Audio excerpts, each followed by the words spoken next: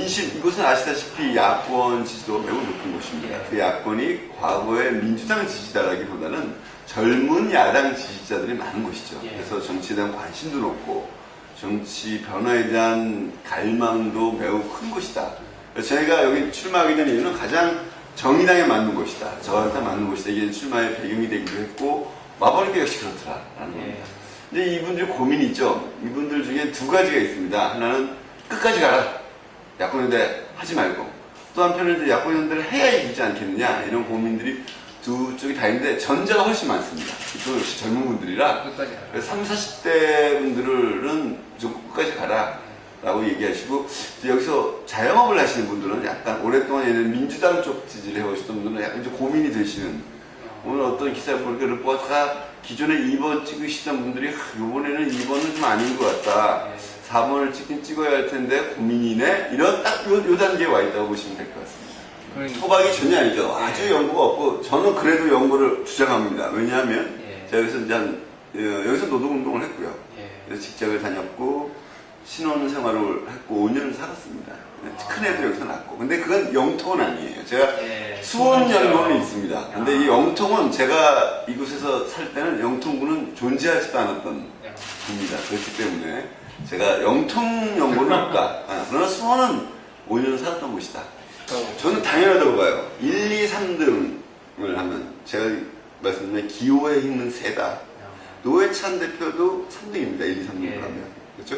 뭐 가끔 뒤집어지는 경우도 있지만 요새는 이제 조금씩 달라지지만 그러나 2등과 3등의 차이가 크지 않고 2등과 3등을 놓고 누가 야권 대표 후보로 더 적절하냐 라고 할 때 두 가지 여론조사가 다 있습니다. 거기도 물론 기호의 힘이 작동을 합니다.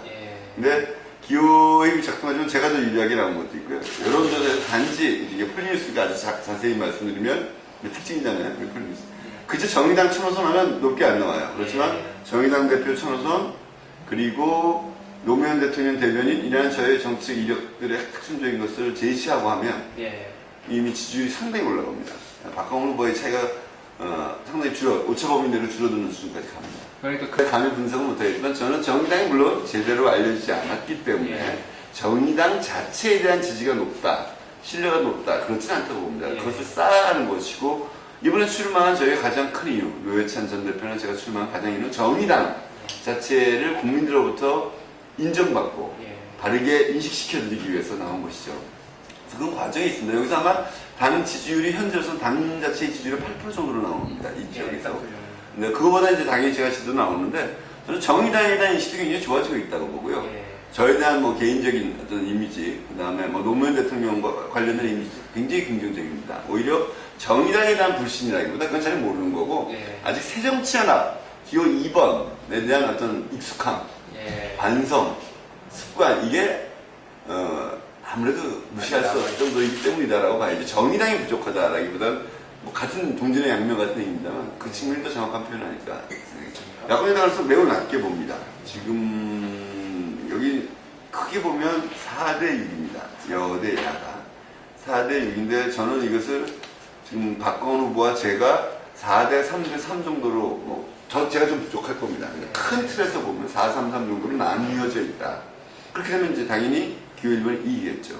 야권연대가 전통적으로 되면 당연히 야권이 이기겠죠. 그런데 야권연대는 지금 김한길 안철수 대표가 거부한 표현이 맞을까요? 안 하겠다고 한 거죠. 저희는 제안을 했고 그리고 박홍근 후보도 뭐 엄두를 못 내는 것 같아요. 그러지 않고 진다는 걸 뻔히 알고 계시면서도. 그래서 이제 결국엔 이 6 중에 이게 3대 3이 아니라 4대 2의 구조를 누가 4를 갖느냐라는 이 경쟁이죠. 이게 한쪽으로 몰리기 시작하는 분위기가 있을 거라고 봅니다. 이게 그냥 3대 3으로 끝나는 게 아니라 어느 쪽이 낫다.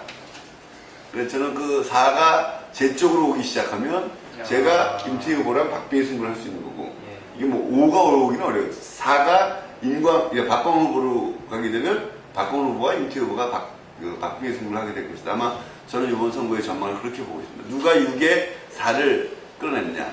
새정치연합이 천막당에서 친 이유는 그 4를 또 4 이상을 물량을 통해서 가져가겠다 이런 거죠. 당이 후보를 내는 것이고요.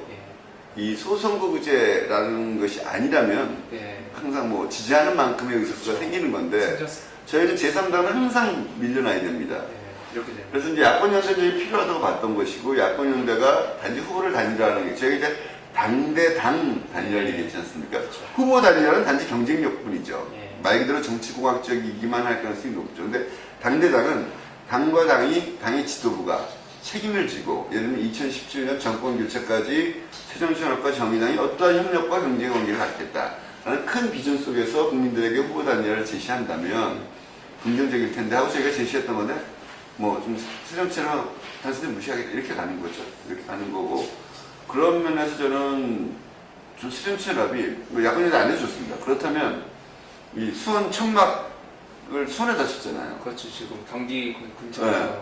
저는 이게 이해가 안 가는 게, 처음에는 여기 두 분이 다 내려오신다고 그러더라고요. 그래서 제가 뭐라고 한마디 했죠. 혹시 보셨는지 모르겠지만, 아니 지금 천막을 쳐야 될 곳은 국회의사당이다. 거기서 세월호 특별법 통과시키는 것처럼 중요한 게 어디 있느냐 했더니, 한 분은 거기 계시고 한 분은 내려오시고 이 두 군데 다친답니다. 다쳤답니다. 대표가 중요한. 저는 참 고마운 것은 정의당 대표가 새정치연합에 여러 가지 쓴소리와 조언과 충원을 많이 했는데 처음 들어주신 것 같아요. 그래서 나는 내려온 목적은 뭐냐면, 결국엔 이 4대2로 하겠다는 거, 이건 뭘 의미하냐면, 사실은 천막당사를 쳐야 될 것은 동작을이죠. 그렇죠. 그건 무슨 얘기냐면, 동작을 포기했다는 겁니다. 사실. 그렇게 보시죠. 그럼요. 지금 상대가 강하고, 이 제1야당이 누구랑 싸우겠습니까? 정의당 표 가져오는 게 중요한 게 아니라 새누리당과 맞서야 되고, 새누리가 가장 강한 곳에 나가서 지휘하고, 지더라도 대표들이 책임지고, 이렇게 하면 이해가 가죠. 그렇지만 김포 포기한 거고요. 수원에만 수원에서 손학규 후보의 지지도와 당의 역량을 집중해서 한석 또는 두석은 건져보겠다라는 게 지금 최종적인 새정치연합의 수도권 전략입니다. 이게 굉장히 패배주의적 접근이죠. 시작부터 5석부터 5석도 이제 안 되는 거죠. 이렇게 되면. 호남 평택, 수원 중에 하나, 또 안 될 수, 둘 다 안 될 가능성이 굉장히 높습니다. 호남의 광산, 충청도에서 이제 몇 개나 나올지 모르겠습니다만. 그래서 저는 5개는 목표를 줄인 게 아니라, 5개도 할 의지가 없다. 여기 현안이요, 최근에 큰 문제는 교통 문제예요. 서울로의 통행 문제인데, 예, 오늘 아침에 마침 그 출근하시는 분이 그 얘기 하시더라고요. 관구 신도에서 하는 게, 차를 늘려야 하는데 출퇴근 시간만 늘려야 하니 누가 늘리겠냐. 바로 그겁니다. 민간 업체는 이걸 늘릴 수가 없어요. 하루 종일 늘리게 되면 수지가 안 맞고.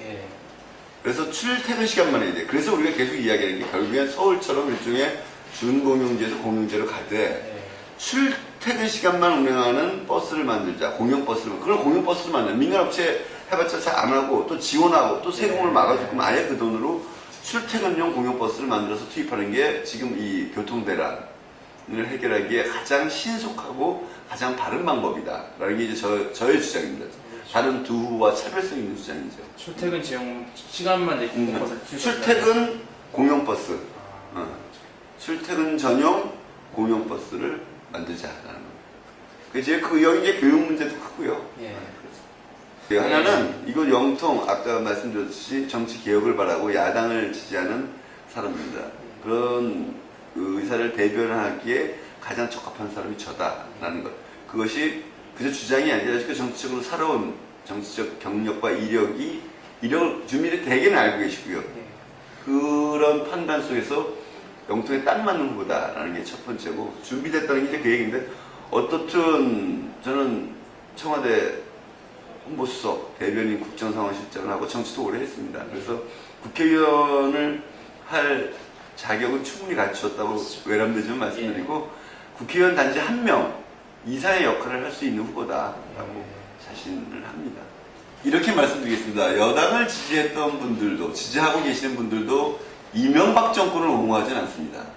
지금 이거 영통의 후보는 이명박 정권의 책임으로부터 벗어날 수 없는 비서실장입니다. 다른 자리도 아니고 비서실장은 대통령 다음으로 그 정권을 책임지는 사람입니다. 그런데 4대강 보십시오. 그때 경제 성적 보십시오. 과연 이명박이란 세 글자를 지우고 대통령실장이란 이름만 내걸고 하는 임태희 후보에게 표를 몰아주시는 것이 바람직할 것인가?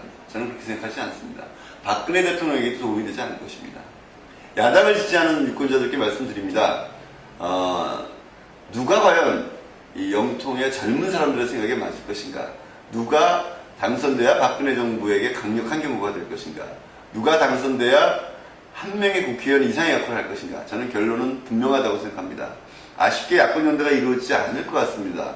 저도 안타깝게 생각합니다. 새정치연합이 받아들이지 않고 있습니다. 이제 유권자 여러분들이 힘을 모아서 분위기를 만들어서 한쪽으로 쏠려 나가게 해서 단일 후보, 대표 후보를 만들어 주시기 바랍니다. 열심히 하겠습니다. 그러면 이길 수 있습니다. 감사합니다. 네, 감사합니다.